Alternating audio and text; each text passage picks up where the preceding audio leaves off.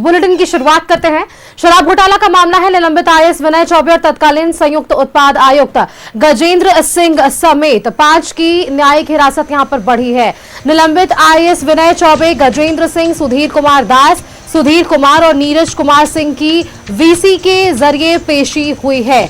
ACB की विशेष court ने 9 जून को अगली पेशी करने की बातें कही। 20 मई को निलंबित आईएएस विनय चौबे और तत्कालीन संयुक्त उत्पाद आयुक्त गजेंद्र सिंह को एसीबी ने गिरफ्तार किया था। ये शराब घोटाले का मामला हमने बेहद करीब से देखा है। जिस तरह से इस पूरे मामले पर प्रशासनिक कार्रवाई आगे बढ़ रही है, पहले हमने देखा कि रिमांड अवधि भी मांगी गई थी 7 दिनों की एसीबी की तरफ से, जहां 2 दिनों की रिमांड अवधि पर मंजूरी मिली थी और विनय चौबे और गजेंद्र सिंह से लगभग पूछताछ भी हो पाई थी। लेकिन इन सबके बीच विनय चौबे की तबीयत लगातार बिगड़ती नजर आई और अब निलंबित आईएएस चौबे और तत्कालीन संयुक्त उत्पाद आयुक्त गजेंद्र सिंह समेत जो है 5 की न्यायिक हिरासत यहां पर बढ़ा दी है। निलंबित आईएएस विनय चौबे, गजेंद्र सिंह, सुधीर कुमार दास, सुधीर कुमार और नीरज कुमार सिंह की वीसी के जरिए पेशी हुई है। अधिक जानकारी के साथ राजधानी रांची से संवाददाता फोन लाइन पर बने हुए हैं। दीपक, ये शराब घोटाला और शराब घोटाले में तरबदर एक चीजें सामने आ पा रही है। अगर इसी कड़ी में एक और अपडेट हम देखें तो अब न्यायिक हिरासत इन सभी लोगों की बढ़ा दी गई। दीपक जी बिल्कुल, देखिए शराब घोटाला मामले को लेकर ऐसी कार्रवाई है वो बीते 30 और 21 मई देखने को मिला था। 20 मई को निलंबित आईएएस विनय चौबे और तत्कालीन उत्पाद विभाग के संयुक्त आयुक्त गजेंद्र सिंह को एसीबी ने गिरफ्तार किया था और गिरफ्तार करने के ठीक दूसरे दिन यानी कि 21 मई को जो है एसीबी के विशेष कोर्ट में पेश करके जुडिशियल कस्टडी में भेज दिया था। बाद में 2 दिनों की पूछताछ के लिए एसीबी ने रिमांड की मांग की थी।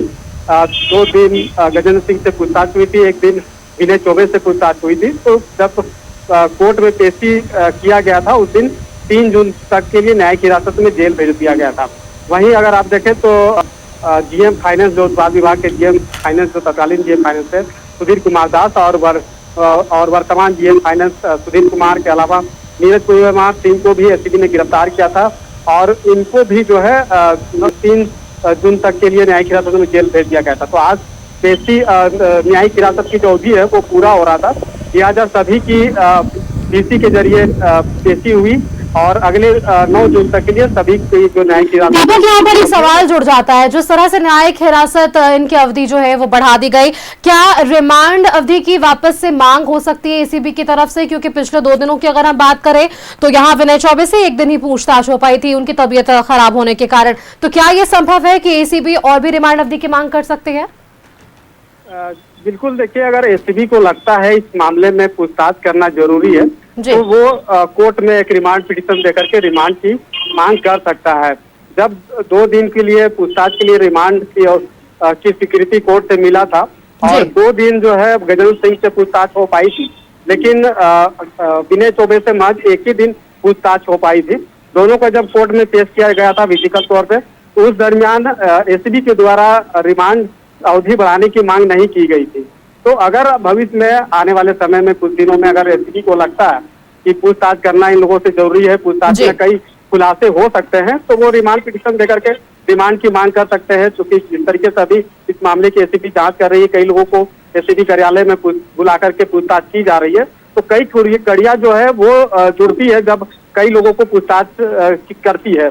तो जाहिर सी बात है अगर इस मामले में अगर एसीबी को लगेगा इन लोगों से पूछताछ करना जरूरी है, पूछताछ में कई अहम जानकारी मिल सकता है, कई इनपुट मिल सकते हैं, तो ऐसे परिस्थिति में पूछताछ के लिए जो है रिमांड पिटीशन देकर के रिमांड की मांग की जा सकती है। जी बिल्कुल दीपक, चलिए आपका बहुत बहुत धन्यवाद हमारे साथ जुड़ने के लिए और ये तमाम जानकारियां हमारे दर्शकों संग साझा करने के लिए।